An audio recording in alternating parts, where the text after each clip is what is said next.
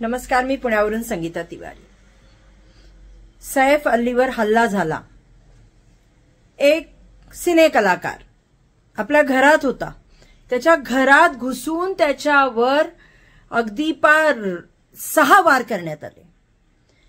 गृहराज्यमंत्री योगेश कदम आणि मी देवाभाऊंना विचारू इच्छिते की आज आपला महाराष्ट्र सुरक्षित आहे का? जर एवढ्या मोठ्या सेलिब्रिटी म्हणजे त्यांना स्वतःचे पोलीस असताना, बंदोबस्त असताना, तिथे 30 सीसीटीव्ही असताना जर तो माणूस सेफ नाही, मग सामान्य जनतेने करायचं काय? आम जनतेने, आमच्या महिलांनी, मुलींनी करायचंय काय?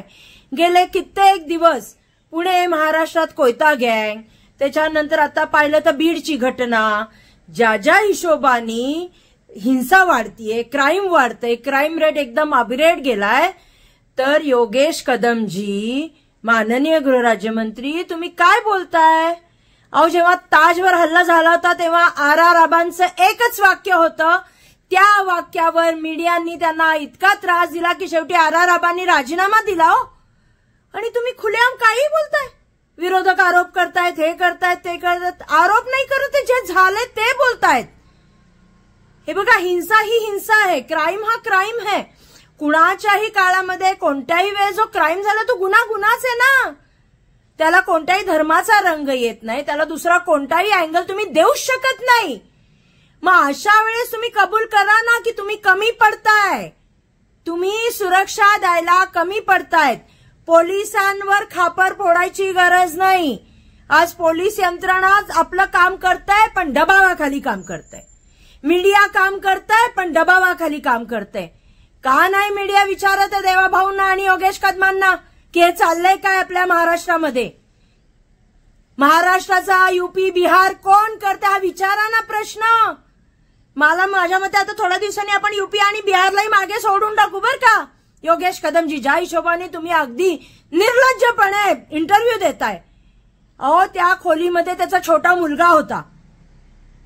याला धर्माचा रंग अजिबात देऊ नका, कारण का पहिला जो हे झालाय तो सलमान खानवर हल्ला झाला, दुसरा बाबा सिद्दीकींना मारण्यात आलं, तिसरा झाला तो यांच्यावर झाला, सैफ अलीवर झाला। म्हणजे सैफ अली सेफ नाही, सैफ अली सेफ नाही, एक मोठा ऍक्टर, मोठा हिरो सेफ नाहीये, तर आमच्यासारखी 0 लोक कशी सेफ असतील? आमच्यासाठी सुरक्षा कोण देईल? कारण का आम्ही तर आम जनता आहे हो। आमच्या मुली बाळी रस्त्यावर जातात, कामावर जातात, कामावर न येतात। परवाच आयटी मधल्या एका मुलीला एका मुलांनी मारून टाकलं, वार केले, काहीही नाही, कुठेही दहशत नाही, कुठेही कायदा सुव्यवस्थेची काहीच भीती नाही राहिली आहे गुन्हेगारांना। याचं कारण तुम्ही आश्रय देताय का गुन्हेगारांना? कशी ही हिंमत वाढतीये? कुठनं हे बळ आणि ताकद येतंय? अहो, आमच्यासाठी काहीतरी, आमच्या सुरक्षेसाठी काहीतरी करा। उगाच विरोधकांवर भाष्य करू नका।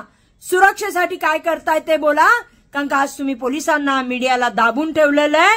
नाहीतर आज मीडियाने तुम्हाला हा प्रश्न विचारला पाहिजे की महाराष्ट्रामध्ये आम जनता, आम नागरिक का सुरक्षित नाहीये? जय हिंद, जय महाराष्ट्र।